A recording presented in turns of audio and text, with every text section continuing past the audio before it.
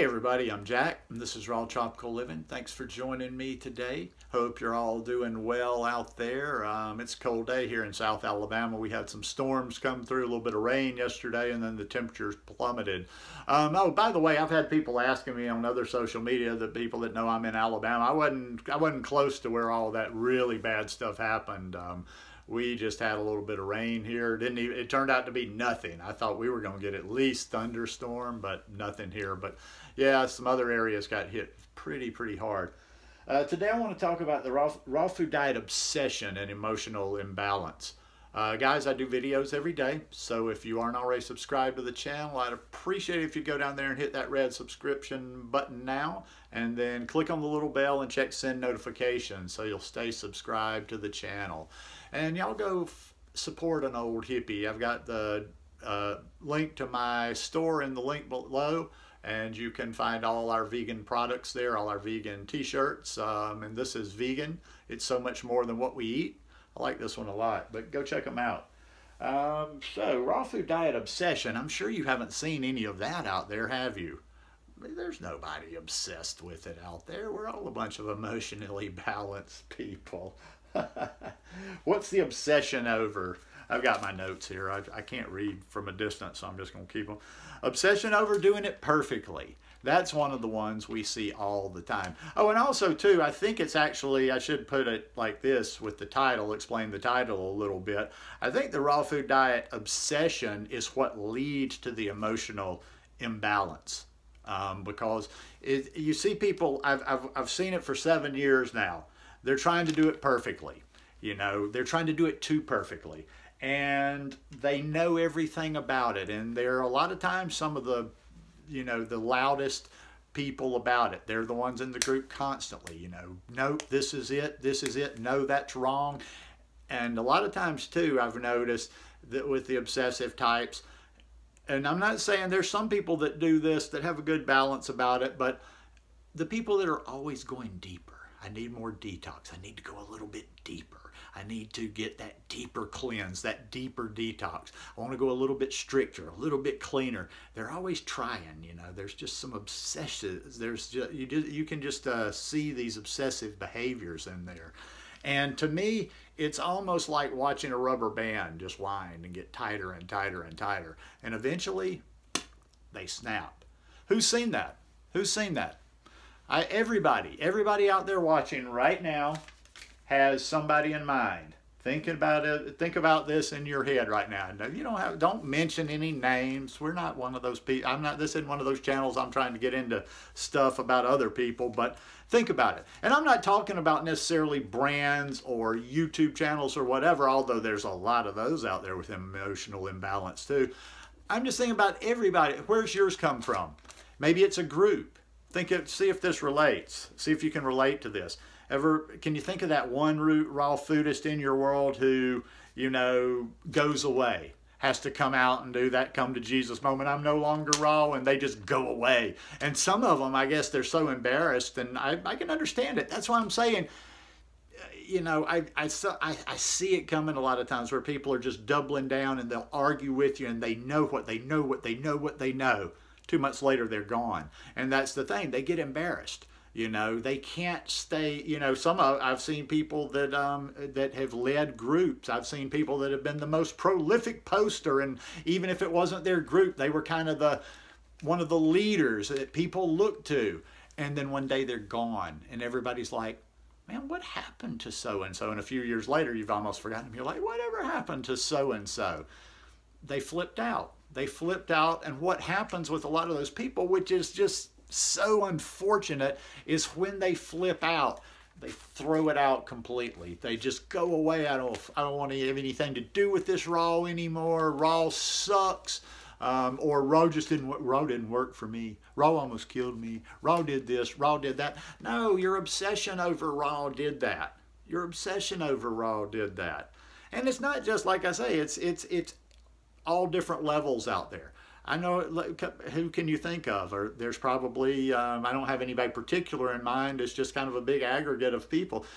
Think of your people that don't have a YouTube channel anymore, that were one time just banging, preaching, telling you what was what. Think about that person, like I say, in your group, that was always involved in every single discussion there, that was the one that was posting, the one that was posting the most extreme stuff, like the most pure stuff, you know. We don't do that. They know every ingredient. No, I don't use that ingredient because there's this one little ingredient from Cambodia that blah, blah, blah. And they always have this next level stuff.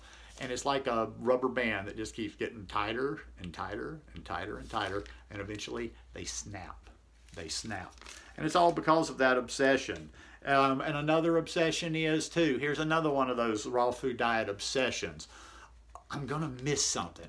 Always, always, always, always fearing that they're going to miss something. When you're eating that standard American diet and you were going through the damn drive-through at McDonald's, Taco Bell, wherever you were going, or, you know, even if you ate, you know, stuff at home, did you worry then that you were going to miss something? I said this in a video recently, and I think this one bears repeating, that, okay, I'm not the one that's sitting here all the time telling you, I know for sure that I'm getting everything. Maybe I'm not, but I take my chances. And I like my chances a lot better on this lifestyle, that I'm getting more of what I need in my body than 8 years ago before I came to this lifestyle, when I was living horribly. So yeah, who knows? I'm not going to sit here and try to tell you, oh yeah, everything's cool, I'm getting everything. Maybe I'm not getting everything, but we can learn this as we go. We need to stop obsessing over this and obsessing every day about, you know, running around going through our list like, did I eat enough of this? I didn't eat enough of this. I didn't eat enough of that. I always go back to that whole philosophy by T. Colin Campbell. Let's just eat an adequate amount of calories, nutrition, energy for our size and our our physical needs, as you know, how active, depending on how active we are, and get a wide variety, and we're probably going to get most of what we need. Of course, I supplemented a little bit, and it's not about, I didn't bring that up to get into every detail of it. It's just about, that's another one of the obsessions. Always, well, do you get enough of this? Do you get enough of that? What is one of the number one questions you get? Obviously, where do you get your protein? But I was just going to say in general, where do you get? Where do you get? Where do you get blank on a raw food diet? Where do you get this on a raw food diet? And you can be like, well, where do you get this on a standard American diet? Where do you get this eaten in the drive-thru? Where do you get this eaten, all basically no fiber? You know, do you get my drift? Another one of the obsessions kind of relates to that you're going to miss something, that you have to know every detail. You have to know every detail about, this raw food diet. Am I doing this right? Do I have the right one of this? Do I have the right one of that? Am I doing the right method? Recipes, just obsession everywhere. Sometimes I just think this whole diet, this whole lifestyle is just one big study and obsession. And it tends to draw that type of person. I think it tends to draw an obsessive type person, but that's just not a healthy attitude, if you ask me. And like I say, always look at people's emotional balance. Always. That's not an exciting topic. I've talked about that before, and people are always kind of like, I don't get enough clicks. It's not enough, as the keyword's not there to bring people in. But emotional balance is everything. It tells so much about a person. It's kind of like it's kind of like understanding the ocean. Is the ocean stormy, or is the ocean still? Is the person still, or is the person stormy and turbulent all the time? Are they up and down? Are they, back and forth? Are they erratic? Or are they pretty steady? They stay the course. They're not overly emotional. They're just doing it. So, what more can you really say about that? Obsession is not a good thing. I'm not going to say it's never a good thing, because there's always exceptions to stuff. And I know there's some areas where an obsession to a certain thing, maybe for a certain amount of time, not overly, can be a good thing. But obsession in general doesn't lead to anything good. Obsession gets into your head. It's almost like a little bug that just gets into your head and you can't get it out. It's almost like having a thought or having something that worries you, you can't get rid of. So many out there, they can't just enjoy this lifestyle. I think that's why not that many people get me. I just enjoy this. I just enjoy this, you know. I learn a little bit each day. I don't do it perfectly. I know I don't do it perfectly. I eat things that the raw foodists definitely object to out there, and I'm probably not even considered in the serious conversations of the elite raw foodists. But all I know is I've felt the best I've felt in my life for the last 7 years. I'm almost 55 this month, and I've got a lot more energy than I did 25 years ago. So I'm going to just continue doing it like I do it. I'm going to continue to keep my mind open, continuing, and like I say, this is an open mind. My mind can be changed at any moment. Now, it's not going to change. You know, it's not going to change to the point of going back to using animal products, but there's always shifts that could happen in certain ways I'm eating, and I'm like, okay, well, I'm doing this or I'm doing that. So it's always a process. We're always a work in process. So just don't get all uptight and tense about it. Just relax, eat some fruits and vegetables, and everything's going to be all right.